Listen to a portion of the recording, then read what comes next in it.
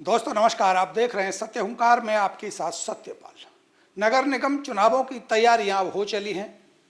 आज एक बार फिर पंजाब और हरियाणा हाई कोर्ट में सरकार ने जवाब दे दिया है कि 15 फरवरी तक चुनाव करा लिए जाएंगे। चुनावों की तैयारी शुरू हो गई है और जो प्रत्याशी हैं, संभावित प्रत्याशी हैं, उनकी भी उठापटक जोड़ तोड़ की राजनीति शुरू हो चली है। कई सारी समस्याएं भी हैं। अभी कई जगह रिजर्वेशन को लेकर के मामला फंसा है, कई जगह टिकट को लेकर के मामला फंसा है और सबसे ज़्यादा जो मामला फंसा है वो भारतीय जनता पार्टी में जिद्दोजहद है। भारतीय जनता पार्टी के टिकटों को लेकर मारामारी है। एक एक जगह से 8-8, 10-10 लोग प्रत्याशियों की लिस्ट में हैं। आज मैं पहुंचा हूं वार्ड 28 तिलपत बाबा सूरदास के धाम में, और यहां अगर मैं स्थिति को समझूं तो बड़ी स्पष्टता से कह सकता हूं कि यहां सबसे कम मारामारी है। केवल 2 प्रत्याशी ही मैदान में हैं जो भारतीय जनता पार्टी से टिकट मांग रहे हैं। और उसके साथ एक और बड़ी बात कि ये एक ऐसा वार्ड है कि जहां निवर्तमान पार्षद की कोई बात नहीं है, यानी एंटी इनकम्बेंसी का कोई सवाल नहीं है, क्योंकि ये वार्ड नया बना है और यहाँ नए वार्ड में नए प्रत्याशियों की दौड़ शुरू हो रही है। इसी दौड़ में आज हमारे साथ जो शख्स हैं, जो मेहमान हैं, वो हैं उमेश शर्मा। उमेश शर्मा पूर्व में सरपंच रहे हैं। पहले ये जो एरिया था ये पंचायत में आता था और अब इसको वार्ड बना दिया गया है। अब देखना ये होगा कि भारतीय जनता पार्टी किसको टिकट देगी, कौन चुनाव लड़ेगा, कौन जीतेगा, ये पड़ताल आपके पास छोड़ देते हैं। अभी हम बात करते हैं संभावित प्रत्याशी भाजपा उमेश शर्मा से। आइए स्वागत करते हैं। सबसे पहले शर्मा जी, आपका बहुत बहुत स्वागत। सबसे नमस्कार, आपका बहुत बहुत स्वागत है सतपाल जी, गांव तिलपत में। बहुत पहले से आपने तो समाज की सेवा की है, आप सरपंच भी रहे हैं, आपने काम भी यहाँ कराए हैं, और अब ये जो इलाका है आपका, जो एरिया है, ये नगर निगम में चला गया है जी। सबसे तो सीधा सा सवाल मैं आपसे जानना चाहूँगा, क्योंकि आप यहाँ के सरपंच रहे हैं, कि सरपंची में जो आपने काम किया, इस क्षेत्र में जो विकास कार्य हुए वो, और अब नगर निगम में जा रहे हैं, इसको लेकर के आप क्या सोच रहे हैं? क्या चुनौतियाँ बड़ी होंगी या आसान हो जाएगा? सतपाल जी, चुनौतियाँ तो हर समय रहती हैं। सरपंची में भी थी, यहाँ पे भी थी। बाकी सरपंची के टाइम में आप जाके देखिए, हमारे एरिया में लगभग 80% मैंने कार्य करा चुका था मैं। कुछ कार्य ऐसे होते हैं जैसे सीवर लाइन का हो गया, बिजली की लाइनों का हो गया, लाइटों का हो गया, तो ये हमारी ग्राम पंचायत में सीवर का ये काम नहीं हो पा सकता था। उस हिसाब से देखें तो हमारा एरिया बहुत बड़ा हो गया था। तीनों तरफ से नगर निगम लगा हुआ है, एक तरफ से एयरफोर्स लगी हुई है, तो यहाँ ना तो पानी की प्रॉपर निकासी थी, ना सीवर लाइनें थी। उस हिसाब से नगर निगम का हमारे यहाँ आना बहुत जरूरी था, और वो आया तो हम उसका स्वागत करते हैं। तैयारी है। मतलब आप ये मान के चल रहे हैं कि नगर निगम में आने से क्षेत्र को फायदा होगा? फायदा होगा। अगर बात मैं तिलपत गांव की करूं, तिलपत धाम की करूं, तो राजनीतिक दृष्टिकोण से भी, क्योंकि जितने भी नेता हुए हैं यहाँ पूरे फरीदाबाद के, उनकी राजनीति की शुरुआत तिलपत धाम में मत्था टेक के होती है जी। अगर मैं आध्यात्मिक दृष्टिकोण से बात करूं तो बहुत बड़ी मान्यता तिलपत धाम की है, और खुशी की बात यह है कि अब इसे विधानसभा भी बनाए जाने की चर्चाएं जोरों पर है। विकास की दृष्टि से क्या स्थिति रही है? क्या आप कह सकते हैं कि विकास की दृष्टि में पिछड़ा रहा या विकास हो पाया यहाँ? नहीं, भारतीय जनता पार्टी की सरकार जब से रही है और हम यहाँ सरपंच रहे हैं, आप जाइए गलियों में देखिए, पूछिए लोग बागों से कि हमने कितना विकास कार्य कराया है। माननीय मंत्री श्री कृष्णपाल गुर्जर जी ने हमारे गांव को इतना पैसा दिया, 1100 तो लाइटें दी जो आज हमने रोडों पे, कॉलोनियों में लगा रखी हैं, गलियां सब बना रखी हैं। गांव हमारा अंदर लाल डोरा 100 के 100% कार्य हो रखे हैं। पहला ऐसा गांव होगा जिसमें मैंने मुनादी करा के कि भाई कोई किसी का काम तो नहीं रह रहा है। आप पूछिए गांव में जाके कि किसी की कोई कार्य गली रह तो नहीं गई है कहीं, तो वो आए और बताए, वो करा ले। उतना पैसा हमारे गांव को दिया माननीय मंत्री कृष्णपाल जी ने, तो 100% काम करा दिए। कुछ कॉलोनियां हैं, कुछ नई बस गई, कुछ कॉलोनियां ऐसी थी जिनमें पहले मकान नहीं बने थे, अब मकान बन गए, वो ज़्यादा भर गई, तो उनकी वजह से थोड़ा बहुत जो जहाँ रह रहा है वो है, बाकी कार्य बहुत हुए। तिलपत गांव का जो पूर्वी छोर है वो रुक जाता है एयरफोर्स की वजह से, और आगे फिर यमुना आ जाती है, आगे कोई बसावट नहीं है, कनेक्टिविटी नहीं है अगर मैं कहूँ। बावजूद इसके 2 बड़ी सड़कें तिलपत गांव के लिए, एक पल्ला पुल से और एक सेहतपुर पुल से, बड़ी और चौड़ी रोड है, जबकि आगे कोई जाने का कोई ऐसा प्रावधान नहीं है, कोई ट्रैफिक यहाँ से निकलने वाला है। इसको आप कैसे देख रहे हैं? व्यवसायिक दृष्टिकोण से बड़ा लाभ इस क्षेत्र को मिलेगा इससे? सतपाल जी, बहुत मिलेगा। ये जब 2010 में चुनाव हुआ, सरपंच बने, उसके बाद में जब 14 में माननीय कृष्ण पाल मंत्री जी MP बने, फिर मंत्री बने, तो उन्होंने और बाबा सूरदास की कृपा से गांव को गोद लिया। उस गोद लेने पर एक सभा हुई, हमसे कहा गया कि जो भी डिमांड है वो बताइए। तो हमने ये सड़कों की डिमांड, शमशान घाट की डिमांड, स्टेडियम की डिमांड, हरिजन चौपाल, अपनी वाल्मीकि चौपाल, सपेरा बस्ती की चौपाल, अपने गांव में कोई चौपाल नहीं थी साहब, ये हमने सब डिमांड रखी थी। लोगों ने, गांव ने, हमने सब मिलके, माननीय मंत्री जी और हमारी सरकार ने सारी पूरी करी हमारी। तो एक अकेले गांव के लिए 100-100 फुट के 2 रोड आ रहे हैं, तो ये बहुत बड़ी बात है। अब सवाल ये आता है कि अब ये क्षेत्र नगर निगम में चला गया है, तो सीधा सवाल अगर मैं आपसे जानूं कि सरपंची के बाद क्या नगर निगम में भी आप भागीदारी के लिए तैयार हैं? जो चर्चाएं हैं, कई बार चर्चाएं आती हैं कि आप चुनाव लड़ेंगे, कई बार आती है कि भाई शायद हो सकता है ना भी लड़ें क्योंकि ये महिला वार्ड हो गया है। इस स्थिति में आपका निर्णय क्या रहने वाला है? सर, महिला वार्ड हो गया है, चुनाव लड़ेंगे। बाकी चुनाव लड़ने वाले हम कौन है? पार्टी और हमारी जनता कार्यकर्ता चुनाव लड़ाने वाले हैं। सब ठीक ठाक रहेगा तो 100% चुनाव लड़ेंगे। लेकिन सवाल ये भी आएगा टिकट को लेकर, जिस तरह की बात चल रही है, ये बात मैं स्पष्टता से कह देता हूँ, पहले भी मैंने कहा है कि ये एक ऐसा वार्ड है कि जहाँ एंटी इनकम्बेंसी का सवाल नहीं होगा। निवर्तमान पार्षद यहाँ नहीं रहे, आप फ्रेशर पार्षद बनने की दौड़ में होंगे, तो क्या टिकट को लेकर के आप आश्वस्त हैं पार्टी से?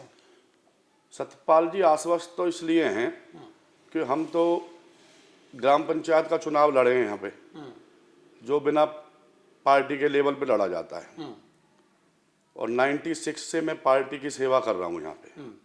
जो भी पार्टी के प्रोग्राम हो, जिले के प्रोग्राम हो, सब में मैं ही यहाँ से पार्टी में भागीदारी कर रहा था। आज जो टिकट मांग रहे हैं, हम तो कभी कांग्रेस से चुनाव लड़े ही नहीं, विपक्ष लड़े ही नहीं। हमारे यहाँ तो कांग्रेस, वही लोग कांग्रेस के यहाँ पे एजेंट थे, वही लोग यहाँ पे मीटिंगें कराते थे, उन्हीं लोगों से लड़े हम तो यहाँ। मतलब बड़ी बात आप ये कह रहे हैं, या बड़ा आरोप मैं कहूँ लगा रहे हैं उन लोगों पे जो भारतीय जनता पार्टी से आज टिकट मांग रहे हैं, वो पहले कांग्रेस ही थे, कांग्रेस के लिए लड़ते थे। वो महासचिव है कांग्रेस के, फरीदाबाद का महासचिव है, यहाँ कांग्रेस का सचिव रहा है। अभी MP का इलेक्शन हुआ है, वहाँ के बूथ एजेंट वही थे। वहाँ सभा हुई महेंद्र प्रताप जी की, उन्होंने ही कराई थी। सारा थैला बस्ता सारा इंचार्ज वो थे यहाँ पे। अभी आधार कोई आप बताएंगे? आधार मेरे आरोप की बात कर रहे हैं। आरोप नहीं, मेरे आपने देखा है, आपने तो कवरिंग कराया है सारा। मेरे पास वीडियो हैं, फोटो हैं, सारा कुछ है गया, सब कुछ है मेरे पास। तो क्या ये बात पार्टी पटल पे जाएगी? पार्टी इस बात का संज्ञान लेगी? देखो, लेना तो चाहिए, बाकी पार्टी की इच्छा है। कोई BJP में आ रहा, परिवार बढ़ रहा है तो बढ़े, बाकी टिकट की तो जिनकी दावेदारी बनती है उनको मिलनी चाहिए। मान लेते हैं किसी परिस्थितियों में अगर टिकट आपको नहीं मिलता है, वो टिकट लेने में अगर हो जाते हैं, तो फिर आपका निर्णय क्या रहने वाला है? नहीं, पार्टी पे भरोसा है हमारे को, हमने सेवा करी, हमें सेवा का फल मिलेगा, पार्टी सेवा का फल देगी, टिकट मिलेगी, हमें पूरा भरोसा है अपने। मतलब आप आश्वस्त है कि टिकट आपके पास? बिल्कुल पार्टी देगी। अगर आप टिकट लेते हैं तो किन मुद्दों को लेके आप जाएंगे? क्योंकि आप कह रहे हैं कि भाई विकास तो हुआ है और बड़ा विकास हुआ, इसमें कोई शक भी नहीं है विकास हुआ, तब मुद्दे क्या रह जाते हैं फिर जो चुनावों में आप जाएंगे? मुद्दे हमारे पास ये रह जाते हैं कि एक तो जो पानी की निकासी की जो समस्या आ रही है, सीवर लाइन हमारा यहाँ मेन पर्पज है। कुछ हमारी कॉलोनियाँ 25 साल 26 साल 30 साल से हैं, वो कॉलोनियाँ अभी पास नहीं हुई हैं, उनकी लड़ाई हमें लड़नी है और उनके विकास भी हमें कराने हैं। हमने विकास तो उनमें करा दिया ज़्यादातर अपने पंचायत टाइम में, बाकी उन कॉलोनियों का हमें सीवर लाइन के लिए और भी पानी की लाइन के लिए, इनके लिए उनका लड़ाई लड़नी है, उनका विकास करना है। उसके लिए हम शर्मा जी, आप सरपंच रहे, एक योजना आपको मिली, उस समय आपने काम भी किए, किस तरह की चुनौतियों का आपने सामना किया? सतपाल जी, जब हम सरपंच बने, हमारे से पहले जो आज हमारे सामने टिकट मांग रहे हैं, ये 22-23 साल इनके फादर मदर यहाँ सरपंच रहे। अगर एक भी ईंट इस 22 साल में तिलपत एरिया या कॉलोनियों में कहीं लगी हो तो आप सर्वे करवा लें। इतनी बड़ी चुनौती थी, कहीं कॉलोनियों में एक नाली नहीं, एक गली नहीं, गांव में अंदर एक भी काम नहीं किया उन्होंने। सारी की एकदम जिम्मेवारी हमारे समय में आई और हमने बड़ी ही जनता के साथ मिलकर माननीय मंत्री जी के आशीर्वाद से और अपने सरकार के आशीर्वाद से सारे कार्यों को धीरे धीरे हमने पूरा किया। आप सर्वे करवा के देखो, पूछ के देखो, कभी भी जो आज टिकट कहते हैं कि भाई हम काम करेंगे, हम काम कर रहे हैं, वो हमें बताएं 23 साल में एक सड़क बता दें गांव आप ये में। कह रहे हैं कि सरपंची का समय जब उनका था तो वो काम नहीं किया उन्होंने। 23 साल सर, 23 साल रहे हैं, मदर फादर मिला के 23 साल में अगर एक भी रोड कह दें वो, या कहीं खड़ा होकर कोई एक आदमी कह दे आप सर्वे करा लो कि भाई ये रोड 23 साल में बनी थी, एक भी नहीं मिली सर। बाबा सूरदास ने कभी खरंजे लगाए थे, मुझे सारे सिर्फ वो खरंजे मिले गांव तिलपत में, उनके ऊपर हमने कार्य कराया, एक भी कहीं काम नहीं था।